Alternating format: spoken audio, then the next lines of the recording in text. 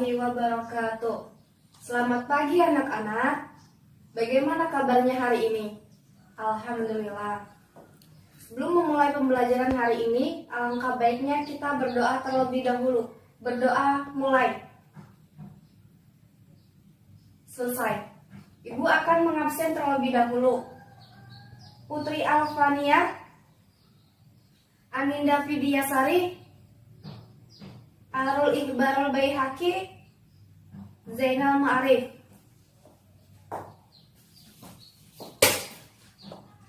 Oke, sebelum memulai pembelajaran hari ini, Ibu akan menjelaskan tujuan pembelajaran hari ini. Yang pertama, menjelaskan pengertian lembaga sosial. Yang kedua, menjelaskan faktor terbentuknya lembaga sosial. Yang ketiga, menjelaskan jenis-jenis lembaga sosial. Yang keempat, menjelaskan syarat-syarat lembaga sosial. Yang kelima, menjelaskan fungsi lembaga sosial. Dan yang terakhir, menjelaskan tujuan lembaga sosial.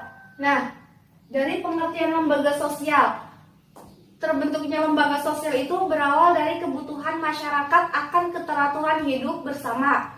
Jadi, lembaga sosial adalah satu jenis lembaga yang mengatur rangkaian tata cara dalam melakukan aktivitas antar manusia dalam menjalankan kehidupan dengan tujuan mendapatkan keteraturan hidup. Kedua, faktor terbentuknya lembaga sosial. Ada beberapa faktor terbentuknya lembaga sosial. Di antaranya yang pertama, adanya keinginan untuk mewujudkan keadaan hari esok yang lebih baik. Yang kedua, adanya dorongan untuk memenuhi kebutuhan hidup. Yang ketiga, untuk mewujudkan efisiensi kerja. Sampai sini ada yang mau ditanyakan? Oke, next. Jenis-jenis lembaga sosial. Ada beberapa jenis lembaga sosial, diantaranya yang pertama keluarga, yang kedua lembaga pendidikan, yang ketiga lembaga ekonomi, yang keempat lembaga politik, dan yang terakhir lembaga agama. Nah, dari lembaga keluarga. Keluarga itu merupakan unit sosial yang terkecil yang terdiri dari ayah, ibu, dan anak-anaknya. Yang kedua, lembaga pendidikan. Lembaga pendidikan itu berlangsungnya kegiatan belajar yang dilakukan untuk mengubah tingkah laku seseorang ke yang lebih baik. Yang ketiga, lembaga ekonomi. Lembaga ekonomi untuk mengatur hubungan antar manusia dalam pemenuhan kebutuhan pokok. Yang keempat, lembaga politik, yaitu suatu badan khusus yang mengatur pelaksanaan kekuasaan dan wewenang yang menyangkut kepentingan masyarakat. Yang terakhir yaitu lembaga agama. Lembaga agama itu suatu sistem keyakinan atau praktik dalam keagamaan dalam masyarakat. Agama pada dasarnya aktivitas manusia untuk berhubungan dengan Tuhannya. Selanjutnya yaitu syarat terbentuknya lembaga sosial. Ada beberapa syarat lembaga sosial. Yang pertama, suatu tata kelakuan yang baku, yaitu berupa norma atau adat istiadat yang hidup dalam ingatan ataupun tertulis. Yang kedua, kelompok-kelompok manusia yang menjalankan aktivitas bersama. Yang ketiga, suatu pusat aktivitas yang bertujuan memenuhi kompleks kebutuhan tertentu. Yang keempat, mempunyai perlengkapan dan peralatan. Sampai sini ada yang mau ditanyakan? Oke, next, yaitu fungsi lembaga sosial. Ada beberapa fungsi lembaga sosial, diantaranya menjaga kebutuhan yang bersangkutan. Yang kedua, memberikan pedoman pada anggota masyarakat bagaimana ia harus bertingkah laku atau bersikap dalam menghadapi masalah yang ada. Lembaga sosial yang ketiga yaitu memberikan pengarahan pada masyarakat untuk mengadakan sistem pengendalian sosial. Adapun fungsi yang terakhir yaitu memberikan pengarahan pada masyarakat untuk mengadakan sistem pengendalian sosial. Selanjutnya yaitu tujuan lembaga sosial. Ada beberapa tujuan lembaga sosial. Di antaranya yang pertama, lembaga sosial yang memenuhi kebutuhan sosial dan kekerabatan. Contohnya perkawinan, keluarga. Yang kedua, lembaga sosial yang berusaha memenuhi kebutuhan manusia untuk mata pencaharian hidup, memproduksi atau mendistribusikan barang. Contohnya perdagangan, pertanian, perikanan, dan lain sebagainya. Tujuan selanjutnya yaitu memenuhi kebutuhan rohani ataupun batin dalam menyatakan rasa keindahan atau kreasi. Selanjutnya, lembaga sosial itu bertujuan mengurus kebutuhan jasmani manusia. Contohnya, pemeliharaan kesehatan dan kecantikan. Selanjutnya, lembaga sosial itu bertujuan untuk memenuhi kebutuhan untuk mengatur kehidupan berkelompok ataupun bermasyarakat. Contohnya, pemerintah, kepolisian, kehakiman, dan partai politik. Baik, Ibu akan membagi ke dalam 5 kelompok, yaitu kelompok A, kelompok B, kelompok C, kelompok D, dan kelompok E.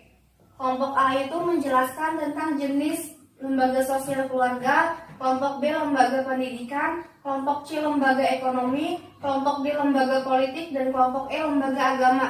Ibu akan memberikan waktu 15 menit untuk mendiskusikannya. Baik, kelompok A, maju ke depan perwakilannya untuk menjelaskan. Oke, kelompok A yaitu tentang jenis lembaga keluarga.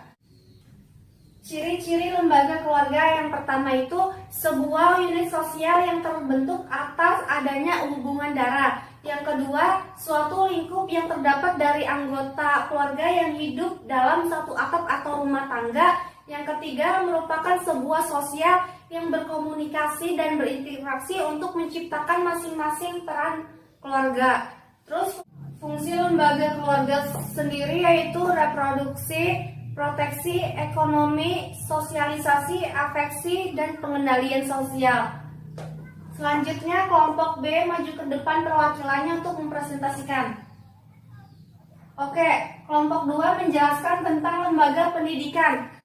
Jadi, lembaga pendidikan dapat dibedakan menjadi 3 macam, yaitu yang pertama lembaga pendidikan formal, informal, dan non-formal. Fungsi lembaga pendidikan yaitu fungsi manifest pendidikan dan laten pendidikan. Selanjutnya, kelompok C maju ke depan perwakilannya.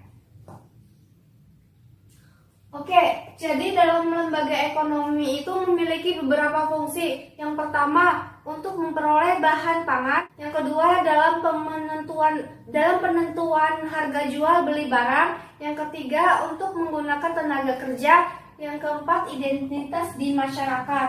Selanjutnya, kelompok D maju ke depan perwakilannya.